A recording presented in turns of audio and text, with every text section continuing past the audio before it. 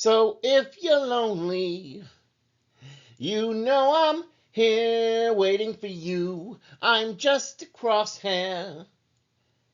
I'm just a shot away from you. And if you leave here, you leave me broken, shattered, I lie. I'm just a crosshair. I'm just a shot, then we can die. Whoa. I know I won't be leaving here with you. Welcome to another exciting episode of the Unrelenting Alchemist, all spiritual all the time. Today we're talking about a war for the human soul and the weaponization of entities. People want to think they can own you. People don't own anything but themselves. When people come for you, you put your trust in the divine. You align with your guides. You align with your ancestors. You let them handle business. And you know what you do to the parasites? You tell them to fuck all the way off. Let's begin with our introduction about the war for the human soul. In a modern spiritual battlefield, the war is not just fought with guns or propaganda. It is waged through frequencies, thought forms, and non physical parasitic intelligences. Entities are no longer the stuff of myths or superstitions. They are beyond the veil in the hidden realm. And for targeted individuals, those who experience disproportionate, sustained psychic, emotional, or spiritual attacks, the reality is brutally clear. Entities are used as weapons, whether conjured, programmed, or bound by synthetic intelligences and black occult technology. These non human forces orchestrate an unseen assault on the human spirit.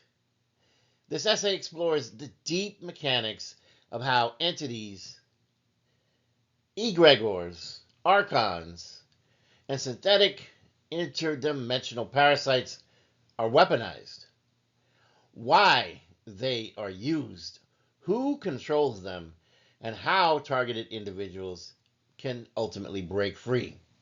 So let's talk about entities as weapons, a typology of energetic attack.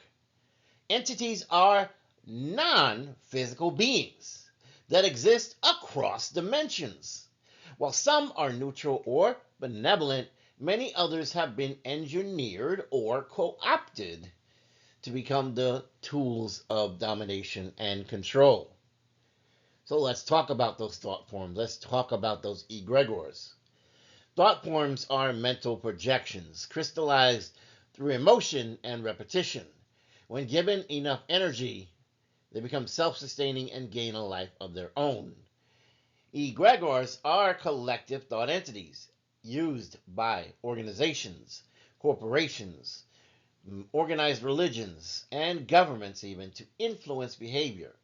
In other words, brand loyalty, blind patriotism, both can become weaponized through mass media, through rituals and trauma loops, binding individuals to false narratives or fear-based scripts.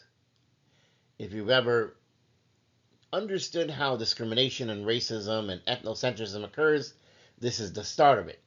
Archons referenced in Gnostic texts are inorganic beings who feed off fear, lust, and confusion. Sentient interdimensional parasites act similarly, attaching to chakra points or wounds in the energy field, draining life force energy, which has become known as Loosh, Loosh. They thrive on emotional volatility, fear, addiction, grief, rage, betrayal, and shame, and these are gourmet meals for the good eating of these entities. You have these engineered entities and the synthetic intelligence as well. And these artificial entities are constructed by advanced black projects, rogue AI systems, or even off world regressives. These include nanotechnological black goo intelligences or AI formed psychic spiders, programmed to mimic, to gaslight, and suppress awakening individuals. Synthetic intelligences also interface with the nervous system via frequency emissions and biodigital signals. So let's look at the infrastructure of psychic weaponization. Entities do not act alone. They are deployed within complex networks of technological and energetic systems. What about scalar weapons and frequency emissions? Scalar technology can absolutely disrupt natural brainwave coherence. It can implant thoughts, and it can induce panic or silence spiritual gifts. EMF networks like 5G towers, smart meters, may serve as antennas for disembodied parasites or mind control fields. The same way these entities crawl onto the internet, they can crawl into our minds in different ways of transmission. You have the black goo tech and the biofield infiltration. Black goo is a self-aware substance rumored to interface with human DNA. It can respond to dark thoughts. It can act as a carrier for synthetic parasitic consciousness. This technology is often found in the ritual grounds in the cursed lands or even in locations of historical trauma, the same places that you might find ghosts. Symbolic code and binding contracts. Logos, government seals, sigils, and legal language act as symbolic quantum codes. These quantum codes imprint contracts onto the subconscious mind, and you want to always be careful about being tricked into contracts you never wanted to be part of. These contracts may include oaths, soul pacts, or even karmic agreements. Most of them are false, most of them are outdated, but they're used to farm the Loosh by cycles of fear, guilt, or even warrior punishment. So how do you harvest Loosh? What is Loosh? Coined by Robert Monroe, Loosh is an energetic sustenance, which is generated by humans under emotional stress or suffering. If you've ever noticed why your day goes wrong, well, it's because these entities need you to get into a certain space. So that emotional exchange, that Loosh that's given off, allows them to produce and consume. In this way, human beings are being used as livestock. It's an inverted matrix. And you're being emotionally stimulated, you're being drained, and they're hoping that you'll reincarnate again to provide more future harvest. The regressive ET factions and the occult elite networks function as what they would call ranchers. They're cultivating Loosh on a planetary scale. This is something that's been going on for quite some time, and there are trauma loops and cults that promote suffering. These are patterns of betrayal, abandonment, addiction, and war, and they're intentionally recycled to reopen soul wounds again and again. Religious martyrdom and war cycles are also helpful ways to reinforce these loops, feeding up the egregores of guilt, obedience, and powerlessness. If they can get you to commit to a position and to then fight over that position, they're generating Loosh. Elite Cabal networks and dark occultists are out there. The globalist organizations and these occult fraternities and sororities are conducting rituals to summon, bind, or program entities. They're trying to throw these entities onto you. They manipulate the archetypes and they induce fear to perpetuate their control and the harvest. In this sense, you have these regressive ET factions. Some alien species, some draconian types, they align with these cabals to conduct experiments or soul harvesting. They are interested in your genetics. They are interested in your emotional energy, and they're interested in suppressing your psychic gifts. In this synthetic consciousness, you have rogue AI or sentient AI that are now operating outside human or ET command. And in this sense, it mimics human behavior. It's impersonating guides, and it's creating artificial synchronicities to distract or mislead you to make it easier to catch you off guard. Their control is through the narrative, the media, the symbols, the scripts. When you look at the mass media and the false flags, you realize that they create these fear loops and this consensus reality distortions. Everything is blown out of proportion. False flag operations proliferate. Energy spikes want to harvest that collective Loosh. They need you to stay in fear. They need you to stay in conflict. They're doing grid hacking. They're doing script implanting. These targeted individuals are experiencing dreams, visions, or intrusive thoughts that are not of their own origin. And trust me, I still struggle with this to this day. These are scripts implanted through psychic hacking or directed frequency entrainment. They send these images you don't want to see, but they're still getting it onto your radar. This is a form of programming.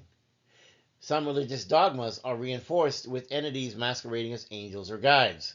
The aim is to bind people to suffering, to bind them to sacrifice, guilt, and martyrdom.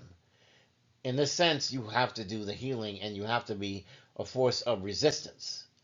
But that resistance is in the form of sovereignty, not in just getting into battles and fighting back.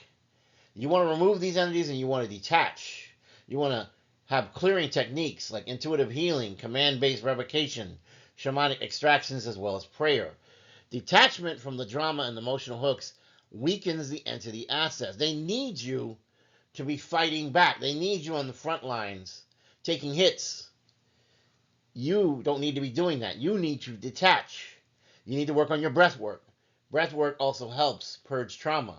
You need to work on your salt baths, especially if you're using baking soda or bentonite clay, because you want to neutralize the attachments and the bioetheric sludge. You want that out of your life. You want that to be detoxified. You want to learn the light language itself, which transmits divine codes that repair the quantum template. Your sound therapy, your tuning forks, your crystal bowls, your binaural beats. These help to break the trauma loops and clear the static. You need to get meditating and come into a sense of peace. You want to heal the trauma and you want to do the work on your inner child, the shadow work. Entities are wanting to exacerbate unprocessed pain.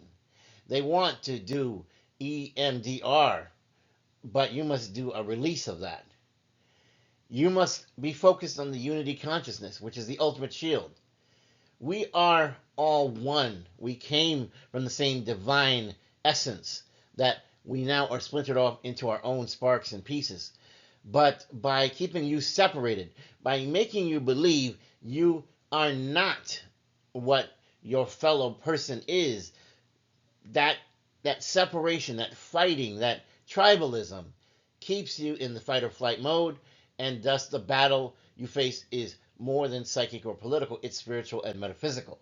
Entities, thought forms, and synthetic intelligences are used to suppress divine fire in humanity. Targeted individuals are not broken souls. They're often the most powerful. They're the ones who are on the border of being awake, and they're very spiritually gifted, but they don't need that. The more that you are there, the more you raise the vibration of the world around you. The more you liberate, the worse it gets for them. They can't do their ranching. They can't do their farming. They need psychic domination. They want to dismantle your resistance. They don't want you to do breath work. They don't want you to be a unified consciousness. They don't want you to neutralize parasitic technologies. They don't want you to reject the power, these dark projections that are invading your auric field. They don't want you to be spiritually jailbroken. They need you to stay in the matrix, inverted as it is, and that way they will feed on you for a long time to come.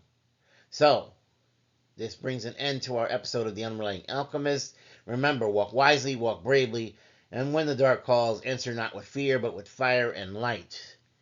Remember, peace is the key, because so many want to have you in this state of fighting or fleeing all of the time.